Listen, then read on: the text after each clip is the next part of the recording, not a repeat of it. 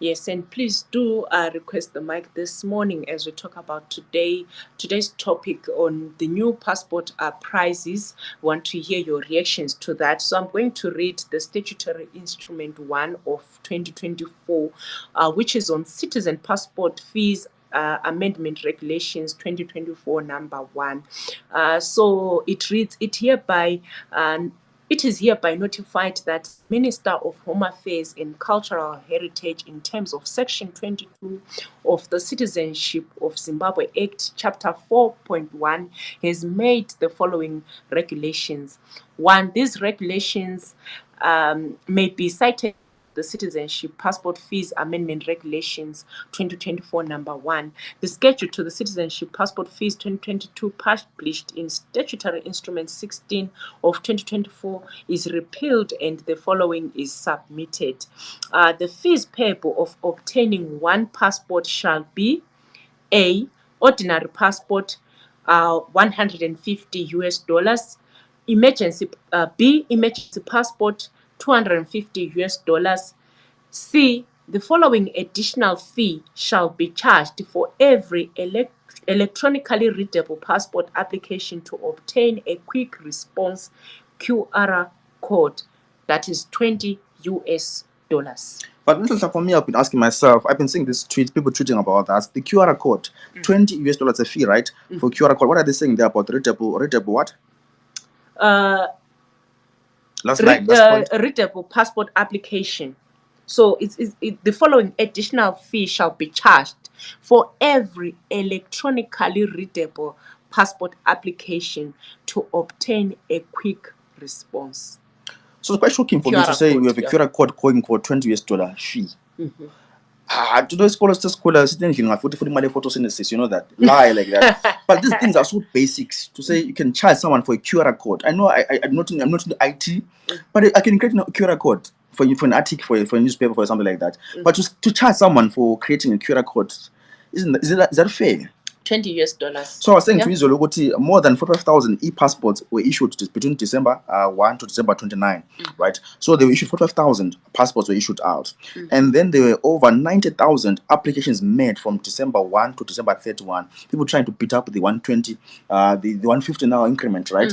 So 90,000 people, 92,000 actually, 92,318 people applied for passports between December 1 to December 31, trying to beat up the price. And 45,000 people got passports between December 1 to December 31, trying to beat up the 150 increase there. Yeah. So now you have got this gazette now coming from the government saying we have increased passports to 150 from 120, and then we have the emergency going for 250, and then we're going to have the QR code for $20. That's fair. And then to think that there was an outcry because the proposed fee was 200, and then they went down to 150, and then now you have to pay an additional $20 again. So why didn't they just include it in the 150? Who's benefiting in all these things? Remember, there was a CPZ charge before. There was a CPZ charge earlier on. Who's benefiting in all these things? Can the Zimbabweans afford these passport increases? Let's go to our first speaker. Good morning, Tawanda. Tawanda, good morning. All right, we seem to be losing Tawanda. Let's go to Douglas. Good morning, Douglas. Good morning, listeners. Good morning, Brighton and Nonhlanhla. A very happy 2024. The new passport prices, the reaction. I don't know. The QR code maybe for people to make it easier and readable, but the government shouldn't be charging extra features that they're actually just announcing on the passport. $20, I think it's a little bit outrageous as well. And I think because of the queues and the photos that we're seeing over the festive holiday, well, many people are trying to line up to get some food and stuff like that. Many people are lining up to get their passport to be able to migrate away from Zimbabwe. So the government and the finance minister Mthuli Ncube is seeing the passport as a means of generating revenues as well. And this is why they're targeting it and increasing it and increasing. the government doesn't have any money, and any means that they want, they will try to get some money out of it. Yeah, it is very unfortunate, and they know that Zimbabweans are really desperate, and they will even be able to go for the passport. Yeah, and there's any means they can be able to get the revenue. I think they will try as much as they can, but I think it's unfair for Zimbabweans. I think we had some competition within the SADC region. Zimbabwean passport was the most expensive, and I think that was 3-4 months ago. And for it to be increased once again before the whole regional area is increased, I think it's a little bit unfair to us Zimbabweans. But anyway, this is the government that we vote for, and they will do as they please to us. Just saying that in terms of the tax, I've also noted that they've also put some tax in terms of food. The meat production and the food production, I think they're also starting to put tax, in which long time ago they never used to put tax in terms of food production. They're desperate. They're desperate. No one is banking in the Zimbabwean economy, and now they're really much more desperate, and they're even taxing food to be able to try and get any money they can. But the only way that we can try and stop this is removing the bond and having a banking institution that really works for Zimbabweans. Everybody is banking their money under the mattresses, and the government knows that. But because they're benefiting it using the bond notes in which they're taking from the RBZ at an official rate instead of the market rate that's going on ahead, the politicians will continue to benefit while ordinary Zimbabweans don't have anything. If someone has got 100,000 today and they go to RBZ and they get the bond notes there, they will benefit definitely. They will be able to triple or quadruple the amount of money there overnight, in which you and me are not able to do so. And for the government to try and have money, and they were going to put more increases and more increases with more statutory declaration coming in that the government is putting in. That's all from now, and Happy New Year, everyone. And let's continue to discuss what this government is doing. Thank you. Thanks so much, Douglas, for that. But what I was telling you off air about this issue of bids, I was looking for meat last night, and many places we have stickers to say due to the VAT, SI, what to the taxes, we're now increasing our prices as well. I'm asking myself, now I'm even text through my plate. Yeah, in a meeting now I'm being text through my plate. I'm asking myself, what's going on? Yeah, and all this happening in January. Yeah, man, it's going to be a tough month or a tough year for some of us. But yeah, well, let's hear from Champion John. Guys, please do request the mic. We also want to hear from you. I see Dr. Admire, Denford, Rulo, Mthuli, Tabisi. We want to hear from all of you guys. Please do request the mic this morning. Mlungisi, I see you as well. But yeah, let's move on to Champion John. You can go ahead. What are your thoughts? Good morning. It's quite interesting because what you have to look at when you look at the price of something. To those who have done microeconomics, they know. I think when we talk about demand of a product, we are talking about there's a symbol abbreviation called depicting, right?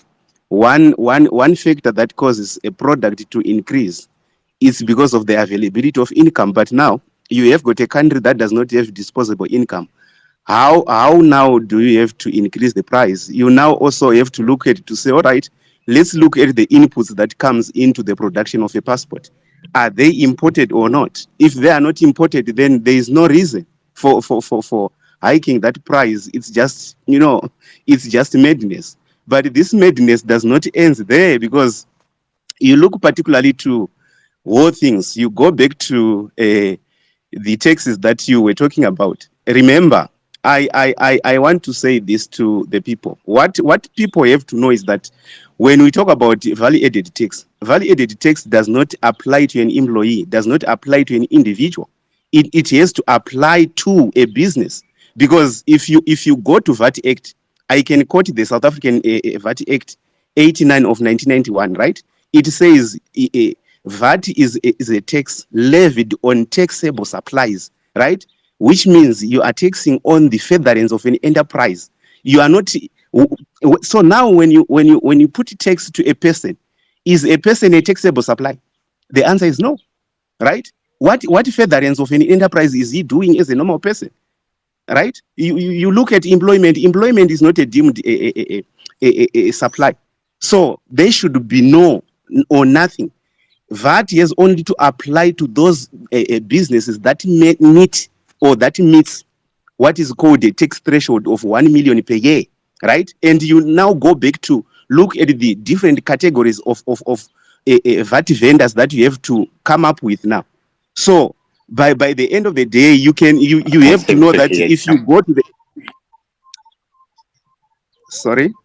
If you go on as well, you look to say in the VAT Act, there is section 11 and 12 where there is what is called zero-rated supply. Goods that are zero-rated supply, that's number one. Number two, you go to what is called exempt supply, where this a category of products that are exempted. And if you are a supplier of exempt products, you are not supposed to register it all for VAT.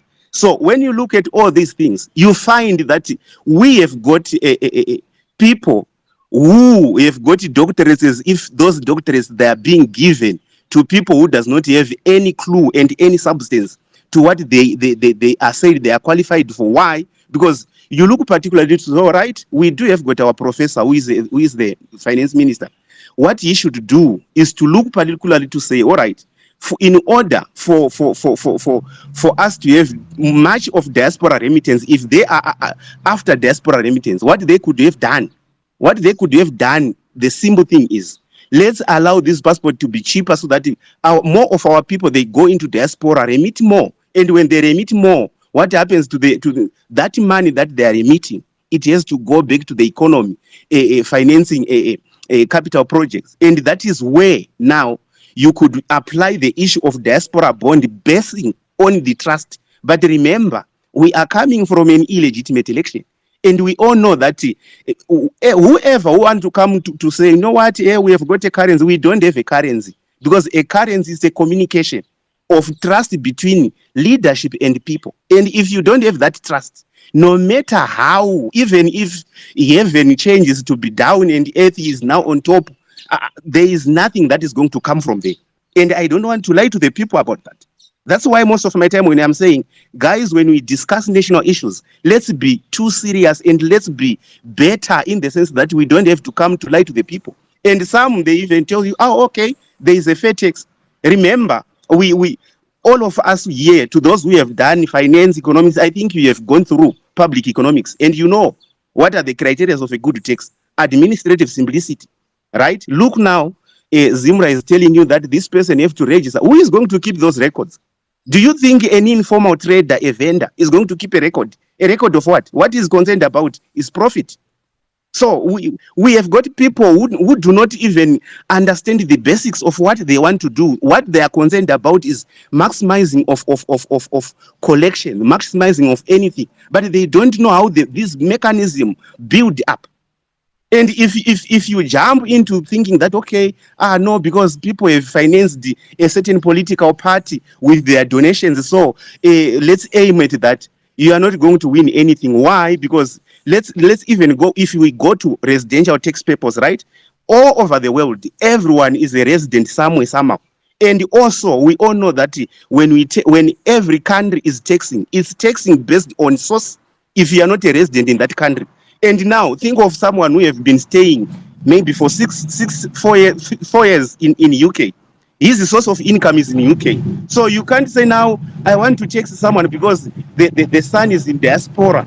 I think that's mental paranoia that we see our officials doing. Because when you look at these things from, all right, I am in Namibia. I have to be taxed on the source of money that I am getting from Namibia. If you have got your royalty, if you have got your intellectual property that is in Tanzania, it is being taxed in Tanzania because that is the source of where you are generating money. Not you, because you have got a son in diaspora. So we want to talk about a sons in diaspora. That's paranoia.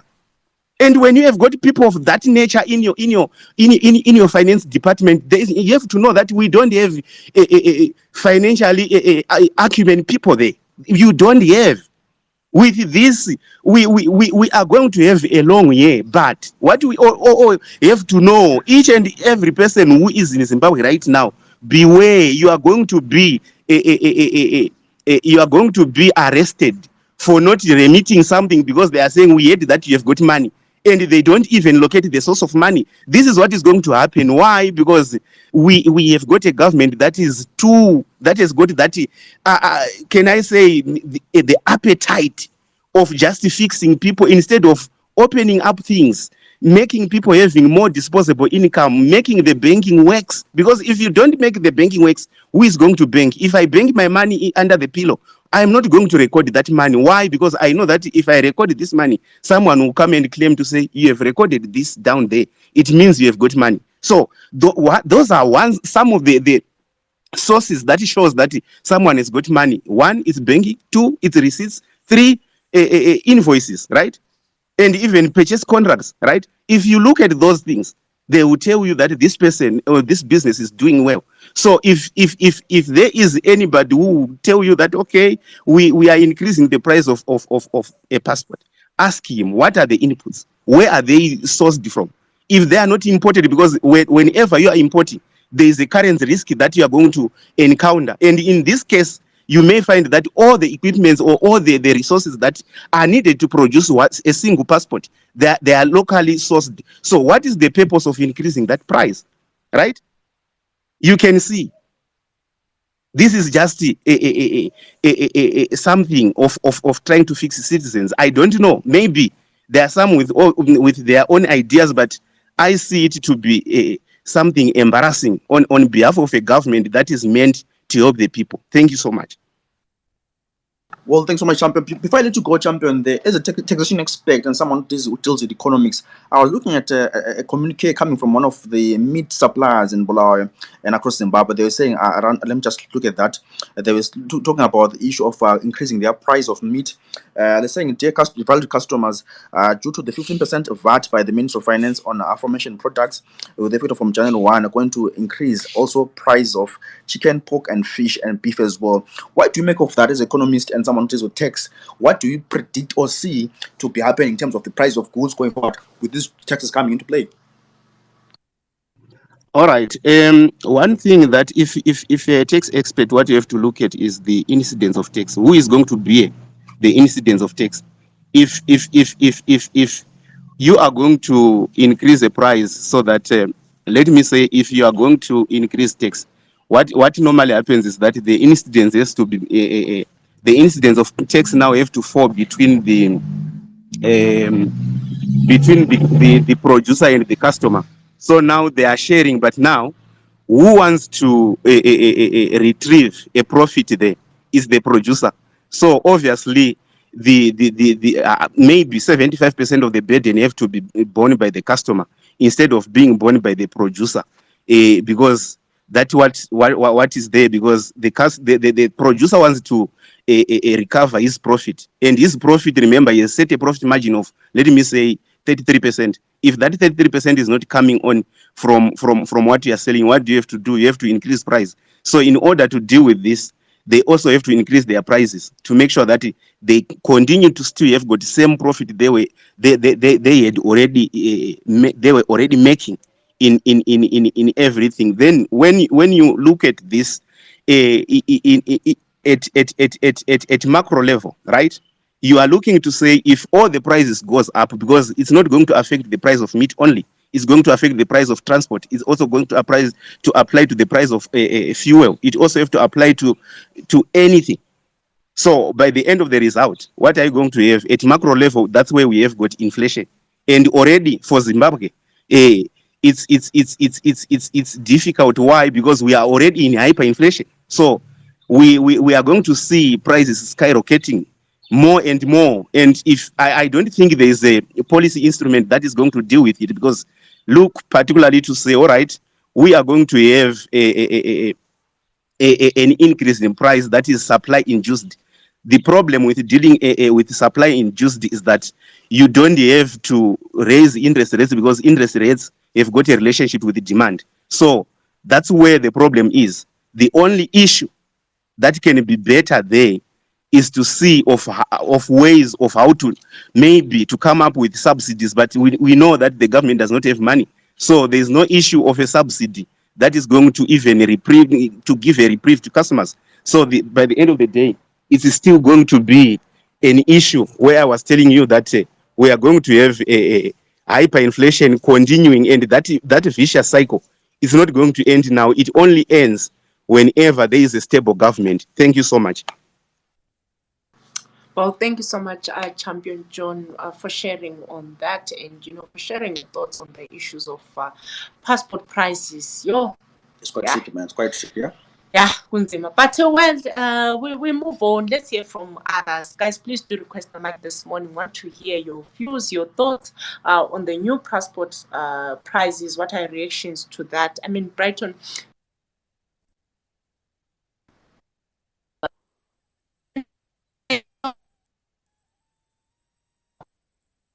We're still going to apply. And now there are these prices. Yeah. I mean, it really means a lot, but remember also the parliament debate. I think there's a member of ZANU-PF, a member of parliament coming from ZANU-PF who was saying they should also maybe try to diversify into the passport prices. To have a free one for me who can't afford, and to have the emergency one for those in the diaspora who can afford. For me, it was quite interesting, innovative idea. But anyway, it was chucked out to the bins. And you see now there's a gazette now, $250 for the emergency one, $150 for the ordinary passport, and a $20 one for the QR code. And someone saying that's a joke, this QR code thing. Can't say $20 for a QR code.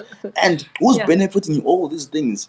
Me and you are losing out, man. We can't afford these passport prices, and there's a huge queue. Go to Mthuli right now. There's a huge queue, people queuing there to get their passport by Mthuli there. But anyway, let's move on to the speaker. We don't have a next speaker there. Tawanda is dropped there. Guys, please do request the mic. Freelance, I see you want to hear your thoughts around that issue of passport prices as well. Issue of taxis. Zimbos is going to be knocking at our doors, man. If your house costs more than $75,000, $750, they're going to be knocking there, demanding their taxis. Zimbra toll gates are going up.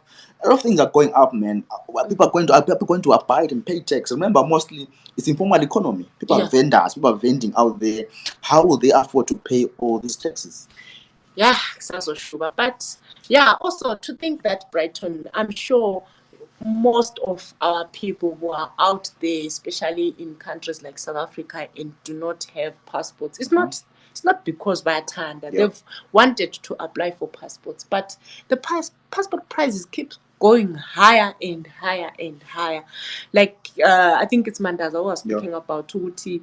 Our passport prices were the highest last year in the region, I think, and now we have increased that price, and it looks like and then there are issues of Uti. People are in South Africa without passports, and livelihood yakho there is not really you're not safe, you're not getting proper jobs and all that. You might be arrested and whatnot. Some are even arrested in and out, and they're all trying to make ends meet, and now we have high passport prices. Yeah. So I was saying earlier on, more than 45,000 people got issued by e-passports in December of 2023, and then applications rose up from 92,313 Zimbabweans applied for passports from December 1 to December 29 last year. That's 2023, right? So abantu were issued with passport were 45,000 between December 1 to December 29 in the year 2023. Within a month, man, they shoot up. Though they're trying to beat up the price hike from 120 to 150 by come January 1. But now price increased. Obviously, the queues are continuing, perhaps, and also we're going to try to visit Settle and see for ourselves the queues. If there are queues there, how are people responding to the prices of passports? And let's go on to our next speaker there. I see James. James, good morning. James Perry, good morning. Good morning, James. Right. We seem to be losing James as well. The guys, please do request the mic this morning. I want to hear your thoughts around passport prices and also the issue of taxes. The meat prices are going up because of taxes. Toll gates are going up as well. They've went up, not going up. They went up as of 1 January. So what are your thoughts around that? Please do request the mic this morning. And again, Brighton, looking at the numbers, you said 90,000 people applied for passports, and only 45,000 have been issued their passports. So I know maybe it's because of the holidays as well, but there's also an issue of Uguti when you apply for your passport. Do you get it on time as well? Some it's because of emergencies, they want to go to work and all that. And that effectiveness in jail, when you apply for your passport and you get it in time. Of course, I applied for mine in September. There were no issues there. But the question is, with all this rush, everyone panicking and applying for a passport, how is the output? Yeah, and also there are too many SI, man. Remember last year there are too many SIs governing this, governing that. So I wonder how I'm going to survive with so many SIs. I wanted to go to Champion. Champion, I'm going to come to you. Let's try again one more time with Temba. I'm going to come to you, Champion, around the issue of SIs, whereby you see every week in, week out, week out, there's an SI, issues of economies, how are we going to stabilize our economy, and is Mthuli using these taxes to generate revenue for the country? Let's go to Temba. I see Temba. Good morning, Temba. Good morning, how are you? I'm very well, sir. Please do go ahead. What's your reaction to the new passport prices, sir?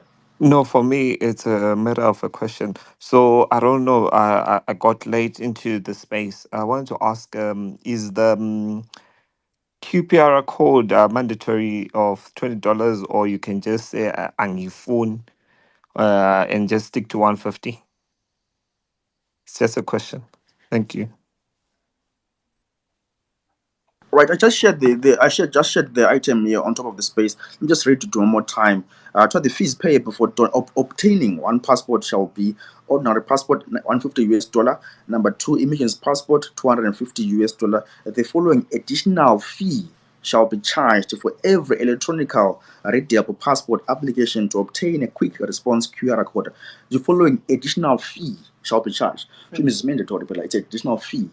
So $20. So how much is the passport now? For 150 plus $20 fee. Man. So, you're trying to say it's 170 then? I think everyone is confused now. We don't know yet, but also by this gazette that says additional fee, which means it's 170. We don't know. We're not sure. So government is they have a clear communication when they're communicating with people around. Now it's 170. So how much is it now? Yeah. Okay, thank you, man. Yeah, well, let's try James. Good morning. James, are you there? Okay. Well, I guess we can go back to Champ on what you're talking about there. And maybe, Champ, you can also respond to Vegitemba if the issue of the C part in the SI code, the $20 for QR code application as well. What are your thoughts around that? All right, I see to the QR code to be something that is administrative in nature, which should not be part of the passport price, of which it also has got nothing to do with inputs or resources that are going to be put into the passport. So there was and there is no use of it in any sense. It's only that when you have got a right to do whatever you want with anything, you just do whatever you want because you feel that it's you. So that's where the issue is, because if it is administrative, as what I have said, how can I would like to employ maybe as well cost accountants there, and even also CAs to say, guys, that when we talk about price of a product, we are talking about the costs that are directly attributable to the cost of that product. We are not talking about administrative costs, which are considered to be period costs. If we go on to deal with management accounting, to those who have done cost and management accounting, I think they know that. So in this case, this issue of QR code is just an administrative issue, which has nothing to do with the cost of the product. And in one way or the other, it should be considered to be a period cost, any expense to the producer, not to us, not to the people who have applied their passports, because it doesn't even fit anyway in the price of a product. So I don't know where does it comes in. The only issue is that like what I have said, to say whenever you have got a leverage, what do? You do whatever you want. So that's where it is. Remember those words, Muchaita say. I think they can link to that. Sorry for using them to those who are going to be offended by them, but that is the attitude that our government has got, and we all have to accept it. Then when we go to statutory instruments, I think for the past 5 years, I think we all know, right, that the incumbent who is there right now, what he has managed to do was to destroy parliament. How did he destroy parliament? Because he knows that parliament is an institution of scrutiny that you have to scrutinize, right? What is happening between the executive and also what is happening by the development professionals who are councillors and so forth. So they have got a role of being an overseer. So in that case, destroying the parliament, how does it helps him? Because you will just issue a statutory instrument that authorizes anything. Remember, to those who have done law, I think they know that a statutory instrument is a second legislation, which are only practiced under emergency circumstances. But I don't know whether Zimbabwe is under emergency circumstances or not, but it's something, or it's maybe a subject of another day, because if we can go into our history, look particularly to say last year, 2023, I think there were more than maybe 250 statutory instruments. This year, I don't know how many so far, but if anyone can go to Veritas, he can also count how many of them have been already published and put into force so far. But to be honest with you, you can't stabilize an economy using presidential powers, because the statutory instrument is presidential powers, right? In another way, which maybe some people are trying just to use as a way of trying to hide from presidential powers, but this is presidential powers. So in this sense, the president is now just bulldozing everywhere, going forward to say, I want this to be done. No scrutinization, no whatsoever, no questions, no whatsoever. I only want this thing to be done this way. The parliament does not have any right there. And also you have seen what happened when I said this before, when we were talking about the budget, and some people were saying, oh no, it's a proposal that has to be debated, this and that. But I have said this before to say, guys, you know what? They are going to find a means of legislating this budget, whether it is in good form, it's anti-people and so forth. They are not concerned. Whatever they want is what they want to do. How did they get there? Look particularly to say the day of budget debate coincided with the day of sworning in some people, right? And what happened after? That's a story for another day. So look at particularly to that. They will also bring other issues, knowing that, okay, we want to pass a statutory instrument. What are we going to do? They will find a justification. And we all have to know that the government that is there, in each and every action, it finds a justification. It will, even if they are going to beat you tomorrow, they will tell you, we have beaten you because you were found in a wrong place. But does that warrant you to be beaten? The answer is no. So this is the government that we are living with. That's why I was saying to you, remember, a currency is a communication of trust between president and the citizens, right? And this trust is not there because, look particularly on the government side. What do? They come up with the statutory instrument, things that are not debated, things that cannot be even debated anyway. They just impose. So that issue of imposing, it's what is working now in Zimbabwe in particular. So this is where we are.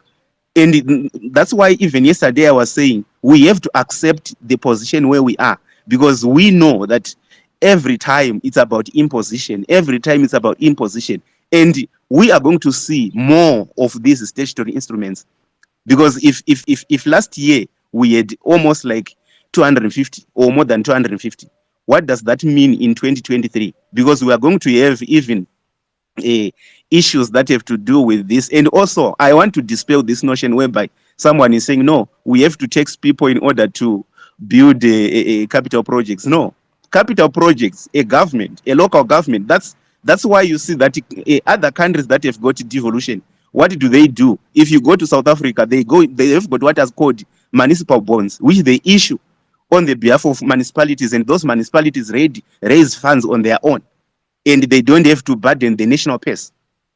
And with devolution, that we know that it's only maybe in people's mouth. It's not on the paper, and it's not even outlined how is it going to work. So you will not find anything that is going to give a reprieve to the people.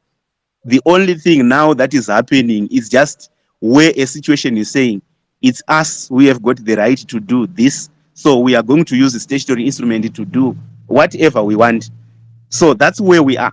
I don't know whether maybe there is something else that people will be thinking about, but this government is going to find any justification. If they are going to charge you more taxes, one day don't be surprised, because I know that our finance minister, the learned professor, went on to say, oh, you have got children in diaspora, but they forgot that what I was telling you to say, tax is a source based. At some point, if you are not a resident in any country, you will now trigger what is called a source based. And also, besides that, we do have got what is called the double tax agreement, and this double tax agreement overrides any kind of tax in this world under international taxation, right? Of which the double tax agreement, it tells you who shall tax this amount if the money is from another country. So with that, I know that a lot of some of us there, we want to pretend to know, but we don't know, and we want to come here telling you economic propaganda. In economics, there's only one way. It's practical. Whatever you do, it's practical. So if you fail the practical part, that is when you now find yourself trying to use propaganda to support your words, but it's not going to work, because we will be looking at the variables, or we will look at the indicators to say, what are the indicators saying? I know that in Zimbabwe, even the statistics of Zimbabwe, right? The Zim national statistics, it's lying to you, telling you that unemployment is 8.3%. We all know that 90% of our youth and our people are not employed. But what comes out of that, we all know what is happening. So let's just watch and see. But I know that to a taxpayer who is in Zimbabwe right now, it's a year of screaming, and it's a year where you now have to look at ways of how can you deal with this. I know that we are also surviving in a cash basis, but we should be learning from Japan. If you go to look at Japanese economic system, they are surviving on cash basis. If you look at their interest rates, they are in negative. They are under deflation. Look at particularly to that. Then we can also learn from how can we navigate our economy going forward. But I don't see that happening, because we have got people who want to benefit in the short run, not in the long run. And what happens in the long run, it's something else that everyone have to see. Wherever, if you try to ask us, we will even unleash soldiers to you. So that's what we are. Thank you so much. Well, thank you so much, Champion John, for sharing with us your thoughts and views on the issue of tax and the passport fees as well. I see we've been joined by new speakers. Let me start with Ncube. Good morning. Ncube. Okay. Hello, everyone. Good morning. Can you hear me fine? Okay. Yes, we can hear you. Please go ahead. Okay. So, first of all, good morning to everyone. So, the passport issue does not surprise me. I think we've come to, the other speakers have alluded to this, we've come to expect that because our government has become cannibalistic now when it comes to money. They would rather, and it showed in the budget speech, the how the format with the taxation that is the format of taxation that's coming in, right? So they're treating taxation as policy, but it's not policy. You don't. That's not how you base your entire economy. You can't extract from people who are not working. You can't extract from an economy that is not producing. They can't keep taking from us. We have nothing left to give. We yesterday we were talking about how people are over relying on the government. And that's true because we should rely on the government.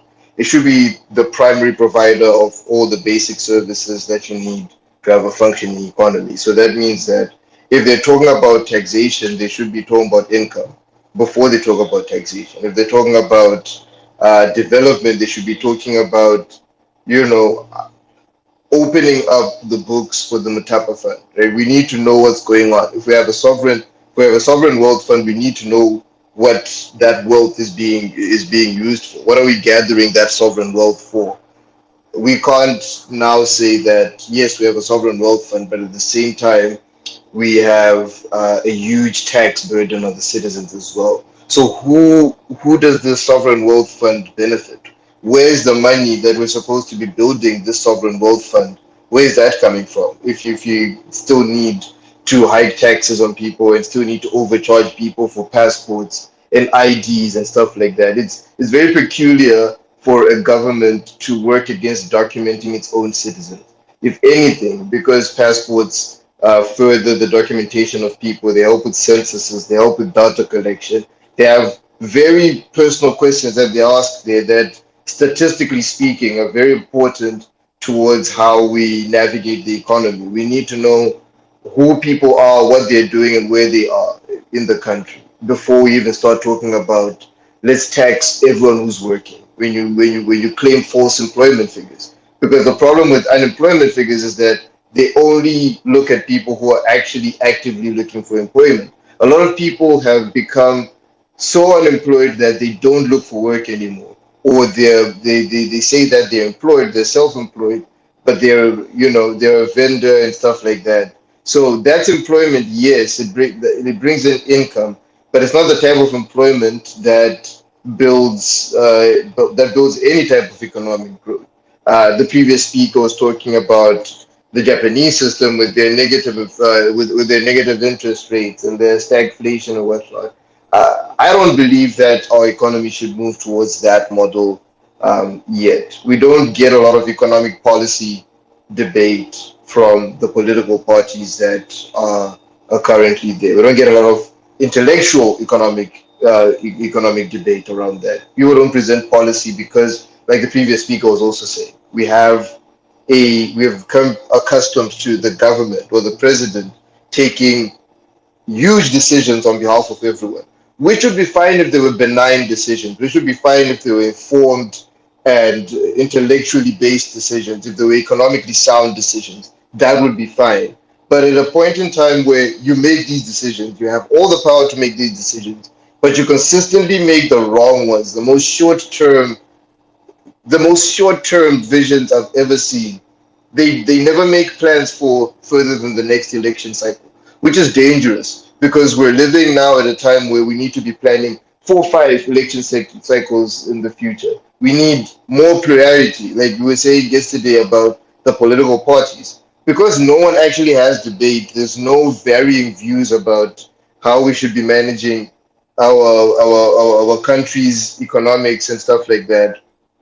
We actually don't ever have people discussing real economic policy, right? We leave that to academics, but then no one also listens to the academics. And it becomes a point where every single decision taken affects the economy almost immediately, not because the economy is sensitive, but because everything it's always now. There's no 2 years from now we can do this because no one in government is actually planning to be there 2 years from now in a productive way. They want to be there in an extractive way. They want to still take government salaries, but they actually don't want to do the work that's necessary for us to have the tax base that they require to do all these things. If you want to steal money, then it's fine, right? Steal the money, but make sure that there's money to steal. How are you going to steal money when there's nothing to steal? How are you going to ask people to give you more money on top of the money that you're already taking from them when you don't give them a plan to actually go make that money so you can steal it? There's no there's no logic to how the government operates, especially when it comes to its own citizens. The money that we get charged and the services that are given, they don't match up. We've become used to streets that are unclean and not swept and stuff like that, which is not normal. Not because we can't clean them or there's no budget to clean them, but it's because the government thinks that if it starts actually using budgets to do the things that it's supposed to do, there won't be enough money for them to do all these shenanigans and then overcharge people for passports so that we don't see any discernible change in it. There have been so many price changes in the documentation area, especially with the passports, but there hasn't been a very noticeable change in the systems there at home at our what do you call this at our main registry. Right, we still have a very, very, very old system of cataloging our births and our passports. Even though we have the e-passports now and the e-IDs and all that stuff, we still we're still very paper based. And when all that money goes in there, and you'd think it goes to staffing, but at some point how does it go to staffing? Because a passport should technically, all of them should technically take 2 or 3 days, like to print out and do all those things. But if you're paying all this money and you don't see a change in the service and you don't see a benefit for us to pay all this money, I don't believe that the government is going anywhere with that. We're only going to lead people to just pay the money as an exit fee to Zimbabwe. That's how it feels now. The government is charging people to leave the country because they can't afford to keep us in the country anymore. So they would rather charge you and then send you off somewhere so it can be someone else's problem. So I do believe that there's some need for us to have a more sober discussion about the political options that we have and what they will bring as in terms of changes. Because I don't believe that taxation alone is an economic policy. It doesn't work. We actually need viable question like economic policies that we can question from candidates, not just from government, from all the candidates. We need numbers. We need people who are experts in fields giving us numbers and policies and maps and roadmaps to where we're actually going with this. Otherwise, we just end up with the next president charging us $100 for passport, but we don't know actually what that means in the overall scheme of things. But thank you very much. Well, thanks so much, Uncle Polly, for that contribution this morning. Guys, if you're just joining us, we're talking about the new passport prices. I want to hear your reactions to those passport prices. Remember, the ordinary passport is now $150 and the emergency one is now $250, and with the additional fee of the QR code of $20. So let's go to our last speaker for this morning. I see you, Native Son of Pula. Good morning, Native. Good morning Ncube, asibonga ithuba ngibingelele njalo lo dadewethu lapho Maphiwa. Sibonga abalaleli. Ngibingelele umhlonishwa namhlanje ngiyambona ukhona naye usijoyinile uNdebele. You know, this is a very interesting matter of passports. Not really surprising. It's very shocking, but not really surprising. Considering that this is another way of hustling poor people. I'll put it that way. That poor people are being hustled. I would say Champion actually did actually a wonderful job when it comes to going into far much details. But just to actually give it a more of a surface point of view. I would say that when you come to look at the mere fact that we are being charged $150 US for a passport, and you have 90,000 people applying for that passport, it tells you a lot about the situation in the country. In normal situations in a normal country, one would apply for a passport when they are planning to travel outside their own home country, probably vacations and so forth. But in Zimbabwe, you apply for a passport just in case, tomorrow that opportunity for you to get out, you get it, you go. It's not about you having to travel to see the world. It's that passport is your matter of survival. It tells you that even this government is not even ashamed of that its own people are now relying on getting out of the country in order to make a living. And they are even coming to hustle the desperation of those people to get out of the country. And with the mere fact that they say 150 and they say take it or leave it, it tells you that they know how desperate you are to get out of the country, and they would hustle you on your desperations. Where is that revenue of 150 going? Let's put it aside that the fact that they're hustling people. Where is that revenue of 150 going? You go and you look at the number of passport offices that we have in the country. How many number of passport offices that you will find in the country? You will find in Bulawayo, Gwanda, Harare, then is it Gweru, and quite a few. So that means someone who is somewhere there, I don't know, in Maswingo or anywhere else, will have to travel that far to get a passport. Where is that revenue of 150 going? Let's talk about issues of basic things like medicine, electricity and so forth. Still have a problem. Where is that 150 going? And it's not just the passport issue alone. So many revenues are being generated within the portfolios of government. And you ask yourself, where are those revenues collected? And the mere fact that you have to be charged 150. A passport is merely like an ID or a driver's license. It should be something that is accessible to everyone. Then it speaks to the issue of accessible documentation in the country. And we can talk about 150. Ncube, I will tell you that I've had a number of conversations with fellow citizens who have applied for a passport in the consulates of Zimbabwe in South Africa. You are charged 300 rand to get a piece of paper where you fill your information. That piece of paper that you have to fill your information and submit at the passport office. You are charged 300 rand. For what? And they say if you ask around the consulate and you ask what is this 300 for, they tell you that it's for running for the consulate affairs. And you ask yourself, who exactly is supposed to fund this consulate? The government is supposed to have a budget to run consulates across the whole world where they have consulates. But they are charging people 300 rand to just get that paper. And they say that if you make a mistake, you are charged again an extra 100 rand for making a mistake. And that mistake is probably, when you make, missing correct information, or you put signatures in the wrong place, you are charged the extra 100 rand. So that tells you that we are being hustled as citizens. Because at the end of the day, even within the same consulate, they tell you that you have to go and take a picture, an ID picture outside. In a proper functioning country, these things are supposed to be inside in the passport office or wheresoever you find that there is the photography department where they take you pictures and so forth, and everything else is being done there.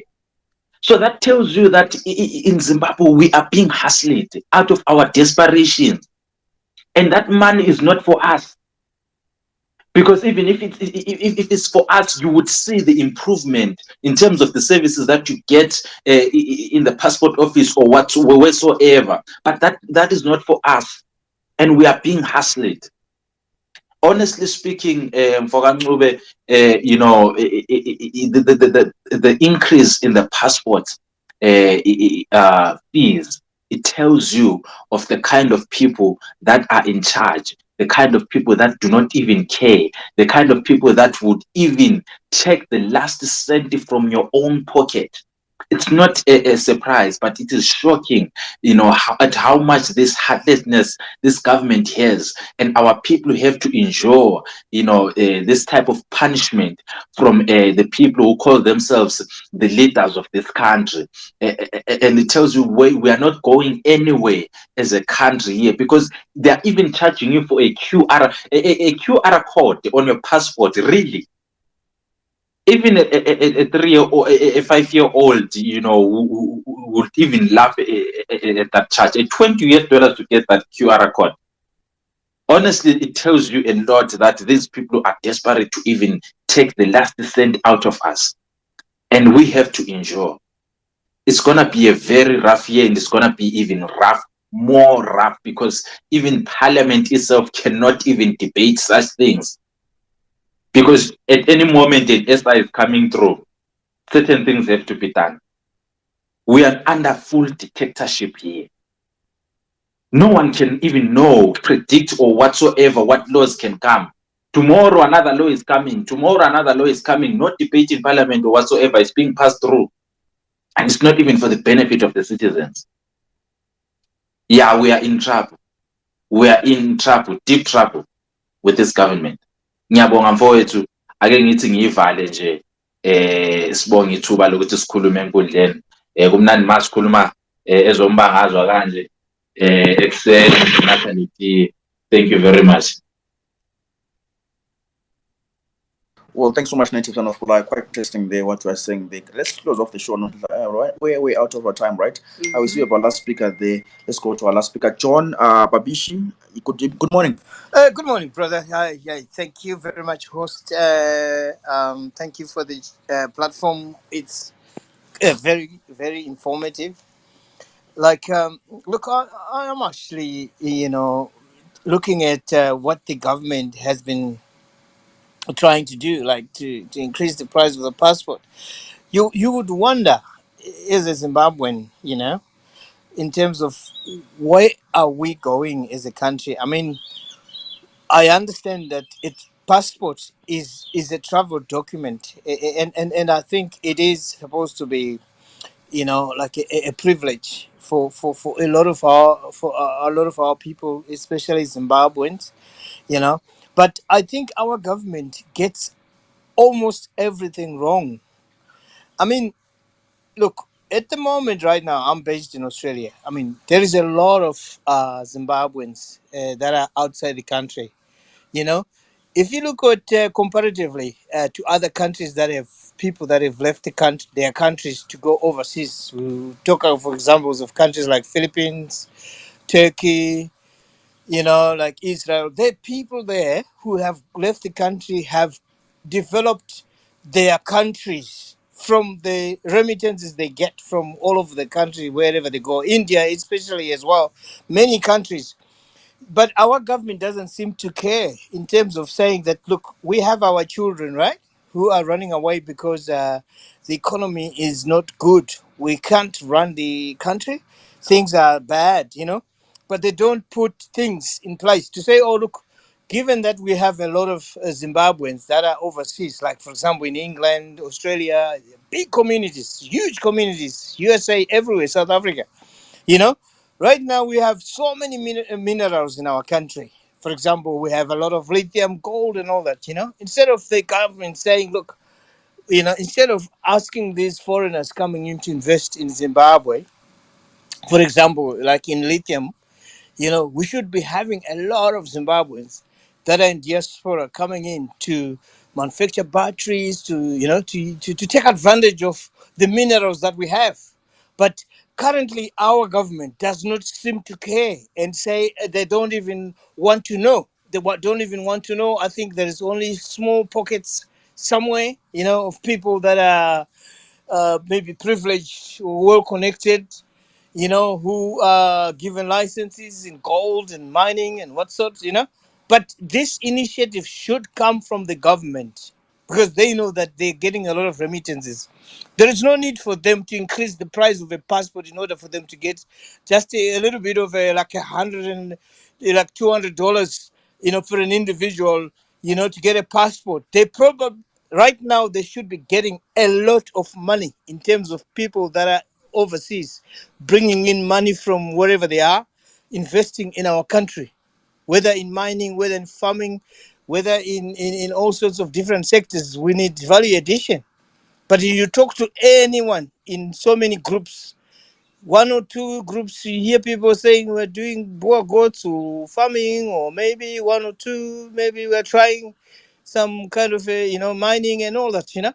But the government should be taking advantage of that human resources.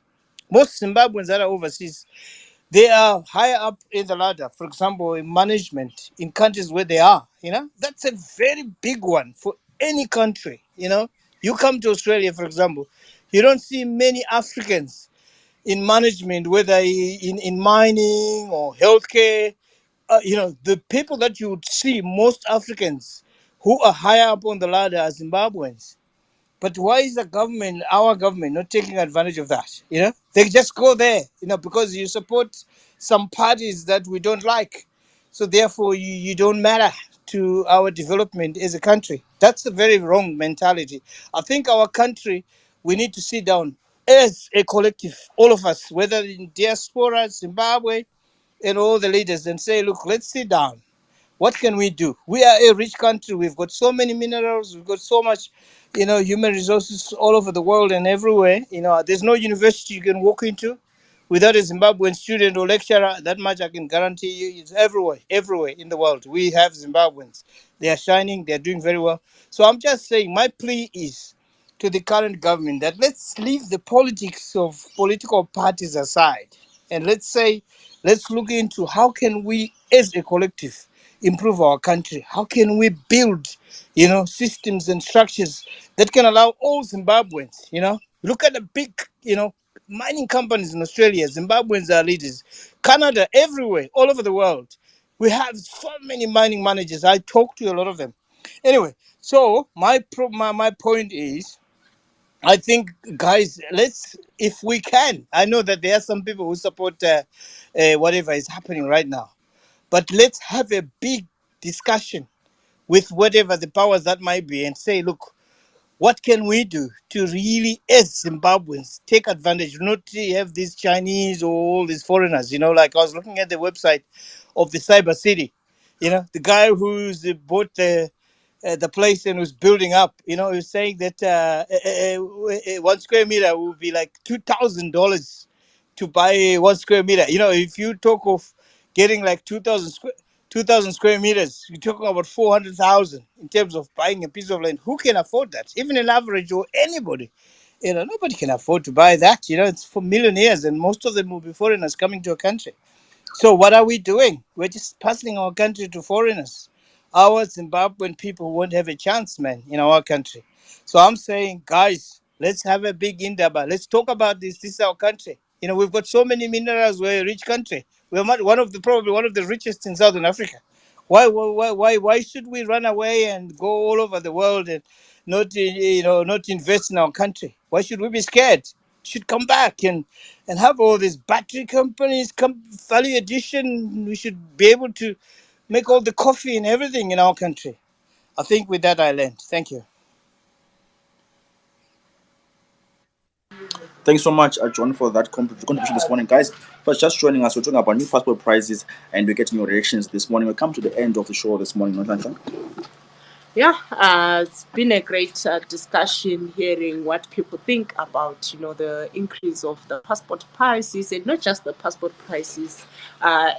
Everything else is being increased also because of the tax, and comments here and there about other things that affect us, daily. So quite an interesting discussion, and the week is not yet over. Yeah. We'll be back again tomorrow at 8:30.